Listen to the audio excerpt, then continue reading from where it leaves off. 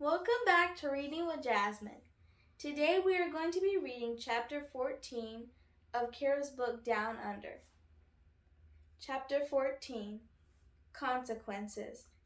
Auntie Lynette woke us up early the next morning. "He's back," she said, sitting on the end of my cot. I sprang up. "Boomer?" Auntie Lynette nodded. "Alexis," I called, and she poked her head out of her covers. "Boomer's back." She flipped herself upright. "Is he okay?" "He has a cut over his eye that needed a couple of stitches," Auntie Lynette said. "Found him munching on carrot peels in the wheelbarrow by the shed at sunrise. He's a little dirty, but seems downright pleased with his nighttime romp, if you ask me." Alex grinned. "Can we see him?" "Nope," she said. "Got something else in mind for you, too." And then she rustled us out of our nice warm beds, not even caring that we needed extra sleep after all of our night adventures in the bush. "Hey, I'm doing you two a favor," she said as she marched us up the path toward the farmhouse. "You should have heard some of the punishment your mothers were talking about. Scraping cockatoo poo off the veranda, cleaning all the loos, being banned from the animal clinic, doing the dishes for the rest of your lives." Alexis and I groaned. "Something to think about next time you're tempted to go into the bush at night," she said sharply. At the driveway, Auntie Lynette led us to a huge pile of shredded bark as high as my waist. "Just received our mulch delivery," she announced, "and I decided not to pay the extra $50 to have it spread around the gardens." She clapped our shoulders. "Not when I have two strong young Sheilas here to do the job." "We have to do this all by ourselves?" I asked. "It was only $50? I asked. "Hey, $50 can get me a nice pedicure while I wait for you two to finish the job," she said, producing 2 pitchforks. "You don't get pedicures," I said dryly. She handed us a pitchfork, pointed at the wheelbarrow sitting in the driveway, and with a wave left us. "Can't we have breakfast first?" I asked, in a small voice, but my aunt didn't seem to hear. "This is child abuse," Alex called after her, but it was no use. We worked for 3 hours, 3 hours of hard, sweaty labor. Mom and Mrs. Curry stopped by more than once to lecture us on following the rules and what we were thinking of, and we could have been seriously hurt out there. When Mr. Curry visited, he handed us each a brekkie sausage roll he snuck out of the bush kitchen. We even had a few emos and kangaroos check in to see what we were doing before we finally reached the bottom of the Mulch Mountain. "Want to check on Boomer and Daisy after this?" Alexis asked, scraping the last of the mulch off the driveway with a rake. "No," I started, pushing my wheelbarrow down the shed.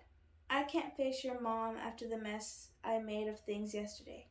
Alexis followed me. "Kira, you're not the only one who messed up. Besides, you can't stay away from the clinic for the rest of your time here." I parked the wheelbarrow in the shed. "Yes, I can," I told her. "You can feed Bean from now on." Alex took a firm hold of my arm and began steering me toward the clinic. "That's it. We're going now, together." I didn't know who I dreaded seeing more, Mrs. Curry or Boomer with the stitches over his eye, or Daisy with injuries from the predator. Alexis pushed me inside the clinic. "Good afternoon, girls," Mrs. Curry said, standing over the pygmy possum's aquarium. "Are you both sufficiently sorry for your reckless behavior last night?" We nodded empathetically. "How is Daisy?" Alexis asked, and Mrs. Curry led us to a large pen in the corner of the clinic where the wombat was sleeping, paws up, on her back, and a pile of blankets. "She's got some scratches and puncture wounds," said Mrs. Curry, "and she's missing a bit of fur on her backside. But that's expected, since wombats use their bums to defend themselves." "What?" I asked. "Wombats have a bony bum," Alexis explained. "It's tough enough to be used as a deadly weapon if they're attacked." "Their butt is a deadly weapon?" I asked, and we both started giggling hysterically. But then we got serious again. Following Mrs. Curry to Boomer's old wooden box in the Joey nursery. If a predator gets into a wombat's burrow, the wombat can crush it with his bum. she told me, pulling Boomer out of his box and snuggling him into the crook of her arm. Whoa, I said, looking at Boomer with his new appreciation. Can I hold him? Alexis took the woozy wombat to the rocking chair while I lingered in the kitchen area, feeling guilty all over again. Normally, Boomer would be dashing around the clinic, bumping into things and tearing things apart, but he was so quiet. Is Boomer going to be okay? I asked. He's just knackered from the painkillers, Mrs. Curry said from the sink. Don't worry, he'll perk up. Does he have to stay in the clinic long? I asked. She shrugged. At least a few days, maybe a week to fully heal. We don't want to risk an infection. I slumped. That's a long time. I patted Boomer gently on the head. I'm so sorry I let you out, buddy. Stop it, Alexis said. Nobody's mad at you. Boomer opened his eyes for a minute and looked at us before drifting off to sleep. It felt as if he were saying, I forgive you. Now be quiet and let me sleep. A moment later, Mrs. Curry came over and handed me a blanket-wrapped bundle. I thought you might want to see him. My little bean, I said, melting. He was asleep.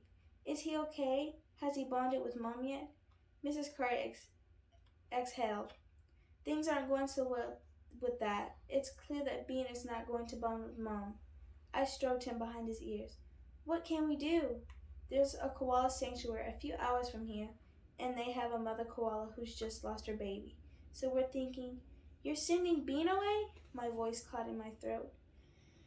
Mrs. Curry put her hand on my arm. I know it's not what we were hoping, but we need to do what's best for Bean. Are you sure leaving him here is best for him? I blinked hard, trying not to cry. Bean was awake now, hugging his teddy bear. Yes, dear, Mrs. Curry said softly. I rubbed Bean under his neck, sniffling. Does he have to leave soon? Day after tomorrow, Mrs. Curry said. Bean looked up at me with his dark eyes, and I hugged him, never wanting to let him go. This concludes Chapter 14. Kira and Alexis are punished, and now they have to pick up Mulch in the driveway. Later, they go to the sanctuary where they get the news that Bean is being sent to another sanctuary because he isn't bonding with Mom. Stay tuned for Chapter 15.